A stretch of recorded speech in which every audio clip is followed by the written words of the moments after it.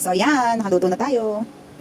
Diba? Ayan, yan ang kakain natin. Meron, ayan, okay na to. Super tender na niya.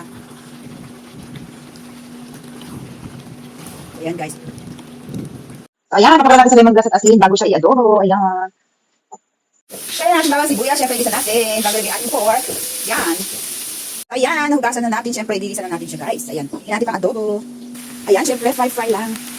Ayan, tapos lang natin bago lagyan ng tubig, saka toyo, at saka oyster sauce. Ayan. So, ayan guys, na-fry na siya. Syempre, lagyan natin ng oyster sauce, saka lang dato puti, so, at toyo. Ayan. Kunti lang pa rin siya maalat. Dahil lalagyan natin siya ng caldereta mix. So, baka niya rin na maalat yan, diba? I hate salty.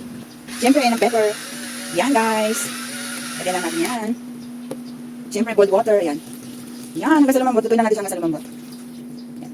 So, ayan, hiyalang natin lumambot. Ayan, guys. Syempre, spicy yan. Adobo na may caldereta mix. Ayan. Hiyalang natin lumambot. So, ayan, palambutan lang natin. Ayan, guys. Syempre, maglagyan natin dito mamaya. Diba? So, ayan guys, medyo tender na siya. Ilagay na natin ang ating caldereta mix. Pero kaunti lang siya, guys. Kasi ayaw ko ng sobrang lasa. Artificial pa.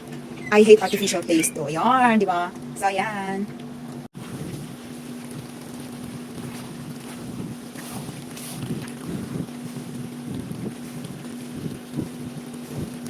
So, ayan. Kapag may tiyaga, may kakainin. Ayan, guys, ang ating pagkain. So, ayan ang ating adobo na mayroong caldereta. So, that's it, guys.